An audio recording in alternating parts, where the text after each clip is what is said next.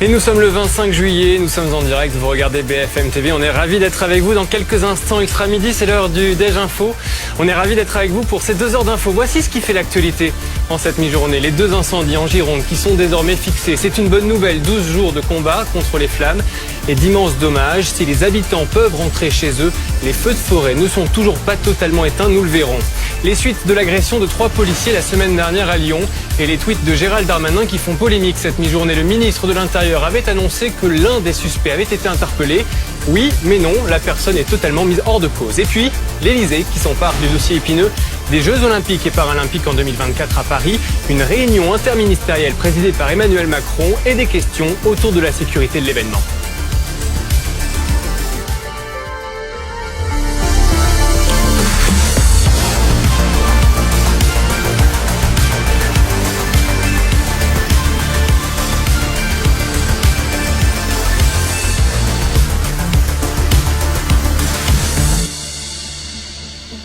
Les 2 incendies en Gironde sont donc désormais fixés. 12 jours de combat contre les flammes et enfin une bonne nouvelle pour les derniers habitants près de Landiras qui attendaient de pouvoir rentrer chez eux. Fixés mais pas éteints, affirme la préfète de Gironde. Écoutez. Je suis en mesure de vous annoncer, après une nouvelle évaluation par le SDIS 33, que le feu de Landiras est désormais fixé, tout comme celui de la Teste de Bûche depuis samedi. Tous les habitants encore évacués vont donc pouvoir regagner leur domicile. Attention, ces feux sont fixés. Ils ne sont pas pour autant éteints. Cela signifie qu'il n'y a plus de foyer actif grâce à l'action des pompiers, mais les risques de nouveaux départs ne sont pas pour autant écartés. Après les interventions d'urgence, les prochaines semaines seront dédiées au constat des dégâts, des dommages visibles depuis le ciel. Bonjour Thomas Herman, depuis le bassin d'Arcachon. Les autorités, nos équipes aussi ont pu survoler les massifs forestiers. Effectivement, et ce qui est intéressant de voir, c'est que alors vous avez beaucoup de verdure, même à l'intérieur du périmètre incendié. Concrètement, c'est le cas à la Teste de Bûche, mais on peut voir encore des épais panaches de fumée émaner du sol. C'est normal puisque lorsqu'un feu est fixé, il y a toujours des foyers encore actifs et donc des possibles reprises de feu. Mais là, on ne parle pas d'extension du périmètre déjà incendié, mais uniquement à l'intérieur de celui-ci qui a déjà été incendié. On voulait vous parler ce matin d'un outil intéressant qui a permis d'ailleurs d'avoir ces images aériennes. C'est le Caracal, c'est un hélicoptère de l'armée de l'air avec 2 outils intéressants qui ont servi aux sapeurs-pompiers pour faire de la reconnaissance, notamment la nuit. Vous voyez à l'image ici une caméra thermique, ce qui permet de voir la nuit et de détecter notamment les points chauds depuis les airs. Et ça a aidé les pompiers de détecter ces points chauds et d'orienter les sapeurs-pompiers qui travaillaient la nuit au sol avec l'aide de cet outil. Deuxième outil, regardez.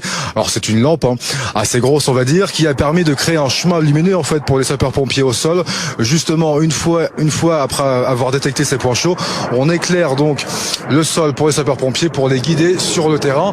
À bord, il y avait à la fois des militaires de l'armée de l'air, mais également des sapeurs-pompiers pour communiquer avec le poste de commandement qui lui retransmettait les informations aux sapeurs-pompiers sur le terrain. C'était donc un travail d'équipe qui a été mené pendant plusieurs nuits à partir de la nuit du 14 juillet pour aider les sapeurs-pompiers sur le terrain, puisque vous le savez, la nuit, on ne peut plus utiliser les moyens aériens tels qu'un Canadair ou un Dash, puisque c'est beaucoup trop dangereux pour les pilotes. Mais cet outil a été très utile pour identifier l'ensemble de ces points chauds et maîtriser ce feu la nuit, puisque celui-ci était également très virulent la nuit avec des vents tournants et surtout il créait son propre feu.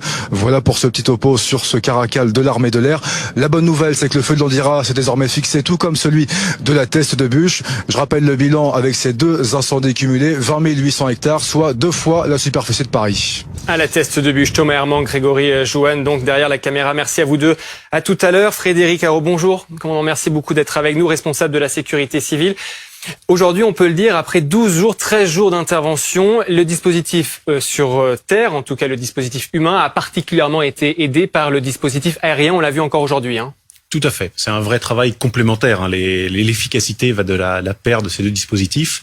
Les avions ou hélicoptères vont travailler sur des parties moins accessibles. Vont travailler sur un flanc du feu par exemple et les équipes au sol sur d'autres flancs, et puis à certains moments vont travailler vraiment de concert, voire même pour les moyens aériens pour protéger les moyens au sol. Les feux fixés, et le maire de la Teste de Bûche qui a notamment informé ses concitoyens sur les réseaux sociaux qu'il fallait pas s'inquiéter de la présence de toujours d'hélicoptères, de Dash également dans les ciels, c'est-à-dire que les opérations sont pas terminées. Et loin d'être terminées, un feu fixé, on a arrêté le front principal, mais il reste encore des des flancs secondaires, des foyers secondaires. On l'a vu tout à l'heure, des zones non brûlées au milieu même du brûlé. Donc tout ça est susceptible d'encore prendre feu au gré des points chauds. Et des points chauds, il y en a des milliers qui sont traités et qui seront encore traités pendant des semaines. Merci, commandant. Plus de 200 hectares touchés, 2000 pompiers mobilisés au plus fort des 2 incendies. Alors, si certains personnels repartent dans leurs casernes partout en France, d'autres arrivent pour prêter main forte à Saint-Lô, par exemple, dans la Manche. Marion Bréchet, Emmanuel Binet.